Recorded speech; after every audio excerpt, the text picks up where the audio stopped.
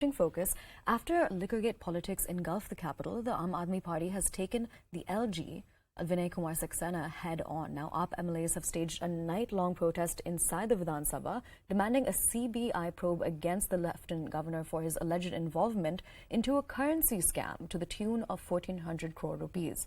Now, the Aam Aadmi Party has alleged that VK Saxena was the Khadi and Village Industries Committee chairman during demonetization when he was involved in the scam. The protest began at 7 p.m. last evening at the Gandhi statue and continued throughout the night in the assembly. Now, the AAP has added that it will not budge an inch until the centre initiates a fair CBI investigation into the matter.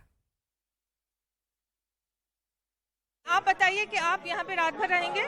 नहीं, पूरी तरीके जिस तरीके से जब नोटबंदी हुई थी उस समय जब लोग लाइन में लगे थे, माताएं बहनें जो है खून के आंसू रो रही थी, कई सारे लोगों की जान चली गई। उस समय विनय सक्सेना जी उस तत्कालीन जो है खादी ग्राम उद्योग के जो चेयरमैन थे, उन्होंने घोटाला किया। इकोनॉमिक्स टाइम्स की सर्वे की रिपोर्ट में सारी चीजें छपी हुई है। एक रिपोर्ट है, रिपोर्ट अगर आप ठीक से पढ़ेंगे तो यहाँ पे ये भी लिखा है कि सक्सेना जी ने मना किया, उनका कोई इन्वॉल्वमेंट नहीं है। सक्सेना जी के मना करने से क्या होता है? सीबीआई इसमें जांच को अधूरी छोड़ दिया है। सीबीआई जांच पूरी तरीके से करे और जब तक के जांच चलती है तब तक के विनय सक्सेना जी को अपने पद से इस्तीफा दे देना चाहिए। और अगर वो दोषी पाए जाते हैं, उन्हें डर क्यों है? अगर जो दोषी पाए जाते हैं तो उन्हें कानून के मुताबिक उनको जो सजा होगी वो उन्हें बाइज्जत मंजूर करनी चाहिए। और जब तक ये जांच चलती है तब तक उन्हें पद से इस्तीफा दे देना चाहिए। तो फेयर इनफ है। ये तो दिल्ली के लोगों की मांग है और जब तक ये मांग पूरी नहीं जाती हम इस मांग को लगातार यहाँ पे सदन में उठाते रहेंगे और आज रात भर यहाँ पे सदन में हम यहाँ पे इसी मांग को लेकर मौजूद रहेंगे। आप रात भर यहीं पे रहेंगे? जी बिल्कुल, हम इस मांग को लेकर केंद्र सरकार को ये संदेश देना चाहते हैं कि आजकल आप छोटे छोटे मसलों पर सीबीआई जांच बिठा देते हैं, जायज नाजायज मसलों पर जांच बिठा देते हैं, तो ये इतना बड़ा मसला आपके संज्ञान में क्यों नहीं आ रहा? एलजी साहब ने खादी ग्रामोद्योग के चेयरमैन रहते हुए साफ तौर पर एक ही ब्रांच के अंदर 22 लाख के पुराने नोट जमा कराए और ये कोई हम नहीं कह रहे, ये उस ब्रांच के अधिकारियों ने कहा है, इन राइटिंग शिकायत की है। हुआ क्या? उन अधिकारियों को सस्पेंड कर दिया गया और जो इस घोटाले में एलजी साहब का साथ दे रहे थे उनकी तरक्की कर दी गई।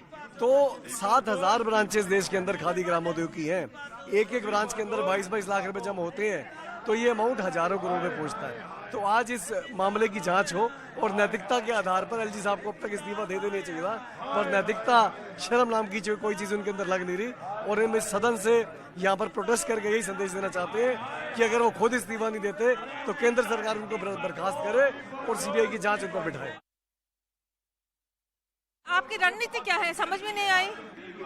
कोई रणनीति नहीं है, हम तो सीधी सी मांग कर रहे हैं कि भाई जांच कराइए। भाई एक एलजी साहब आज दिल्ली के उपराज्यपाल है, जब वो चेयरमैन थे खादी इंडिया के उस समय 2 कैशियर ने स्टेटमेंट लिख के दिया और उनका नाम लिखा कि इनके नाम से आते थे, हमें धमकाते थे अधिकारी और कहते थे कि ये पैसा आप इसको वाइट करो और हमने लिख के दिया।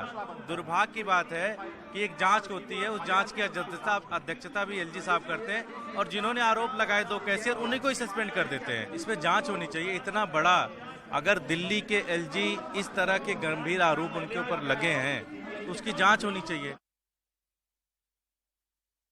आम आदमी पार्टी के विधायकों की मांग है कि नोटबंदी में गैर कानूनी तरीके से ब्लैक मनी को वाइट कराने का ये जो काम खादी विलेज इंडस्ट्रीज कमीशन में हुआ है, इसकी निष्पक्ष जांच केंद्र सरकार कराए। देश के राष्ट्रपिता महात्मा गांधी जी से जुड़ा हुआ मामला है, खादी का मामला है, खादी से जुड़े हुए भ्रष्टाचार का मामला है। ये मामला कोई ऐसा नहीं है कि हमने बनाया है, ये मामला मौजूद था, हमने उठाया है। Now I'm crossing over to Rupashri Nanda, my colleague who is tracking this entire story. Rupashri, what I wanted to ask you is more about AAP's allegations against the Lieutenant Governor. Could you go through them, please? Well, yesterday it was Aam Aadmi Party MLA actually who raised this particular issue when a discussion on the confidence motion was on in the Delhi Assembly. The allegation essentially is that when the Lieutenant Governor, Mr. V.K. Saxena, was actually the chairman of the KVIC, then different branches of the KVIC were used to convert black money into white. And Aam Aadmi Party is basing these allegations on the statements of two cashiers. And Aam Aadmi Party sources have also shared those statements both officially and otherwise also, and they have released that to the press also. Essentially, it says that these two cashiers have admitted that they have done.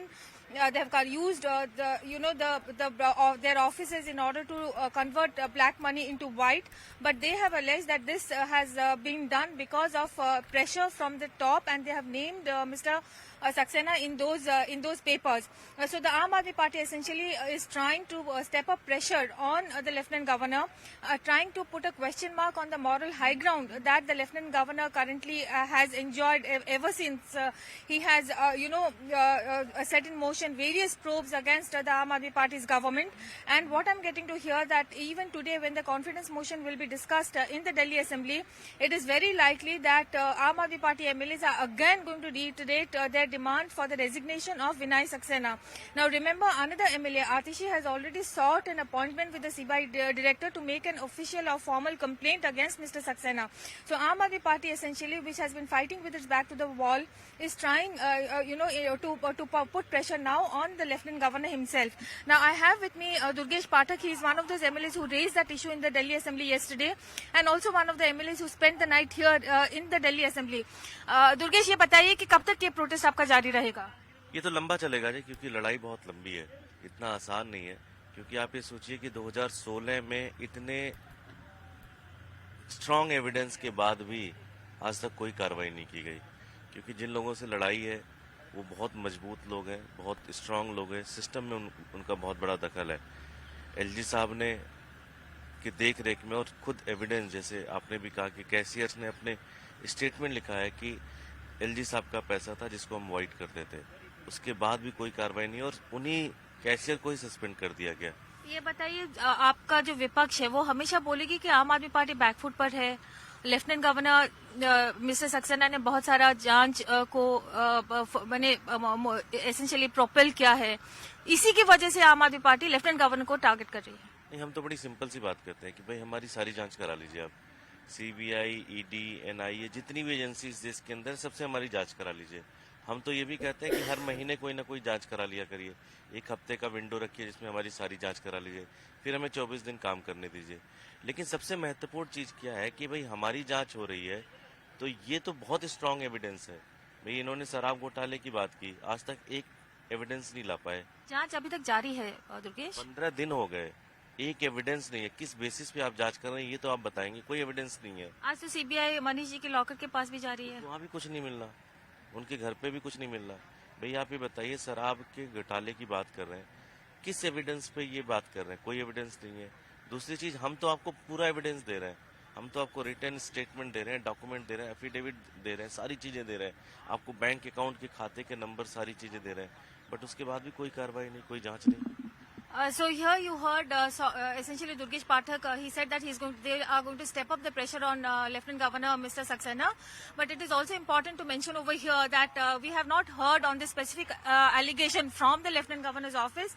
Even though the Lieutenant Governor's secretary yesterday wrote to the Chief Secretary of the Delhi government, asking about the anomaly that while the budget of the Delhi's education has increased by from about roughly 6,000 crore to 11,000 crore, there has been a dip in enrollment and also a high rate of absenteeism.